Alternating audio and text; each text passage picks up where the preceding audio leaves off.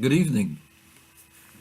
50 years ago, we were told that the Kosel Maravi, the Western Wall, would be open, and I decided that I wasn't going to ask permission. Bought a challah, a few challahs, and a bottle of wine, and I went to Yerushalayim, Jerusalem, for me, the 2-day holiday. For everybody else, it was a 1-day holiday. Came to the yeshiva Teres Emes, and I was invited to eat by a marvelous couple that night in Jerusalem. And then we went to the yeshiva, stayed up all night, and in the morning, about 3 a.m., a little bit after 3 a.m., we went to the mikveh, and at 4 a.m., everybody started walking toward the Kosel, toward the Western Wall. As we were walking, the sun started coming up, and it was bright light, and I was among the first few hundred that came to pray at the Kosel Maravi.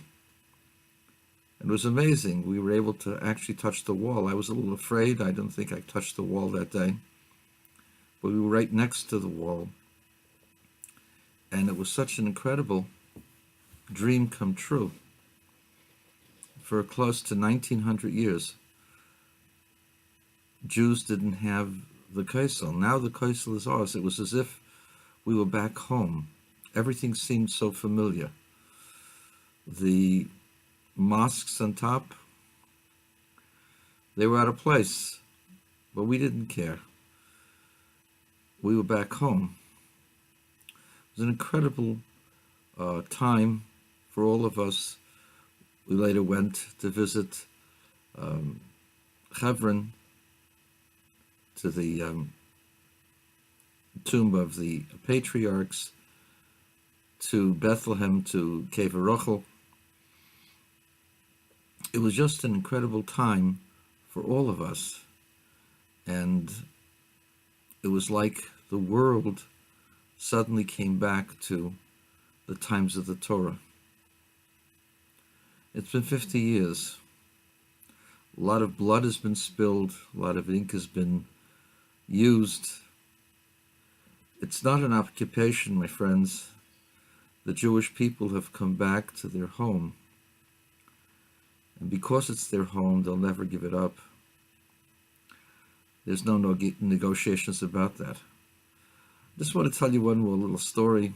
As I told you in a previous video, we stayed, 32 of us stayed, en masse, at a time when everyone else, every other yeshiva, every other Hasidic group, most of the Americans, British citizens, etc., left. To leave, they were afraid.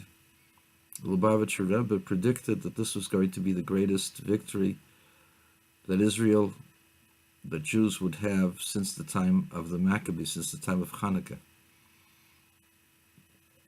No one believed him, but that's what happened. As a postscript, about 3 days after the holiday of Shavuos, there was a marriage ceremony in Kfar Chabad. Sholem Belane's oldest daughter got married to Rav Zev HaKohen Katz, and the family, the Katz family, was concerned. There was going to be a war. Perhaps they should bring the Kala to New York and have the wedding there. And the Rebbe said to Rabbi Katz, the chasana, the wedding, will be on time, and it will be in Eretz Yisrael, in Kfar Chabad. And that's what happened. Now, you have to understand, the wedding was scheduled for Sunday after Shavuos, the evening of the 10th of Sivan. The war was ready to come. It was right before the war. Nobody could have predicted that the war would be over so quickly. If the Rebbe said this, the only way for the Rebbe to know this was by divine knowledge. The wedding was in time in Kfar Chabad, and Klal Yisrael, the Jewish people, were blessed by God with miracles. Miracles that were channeled, at least by knowledge, through the Tzaddik, the Lubavitch Rebbe. And his memory is still with us, and his soul is still with us. And I believe, as the Rebbe told Ariel Sharon, in the times of Mashiach Yisrael Oisechoil, that Israel will keep winning. May God bless Israel. And since I'm an American citizen, may God continue to bless the United States of America.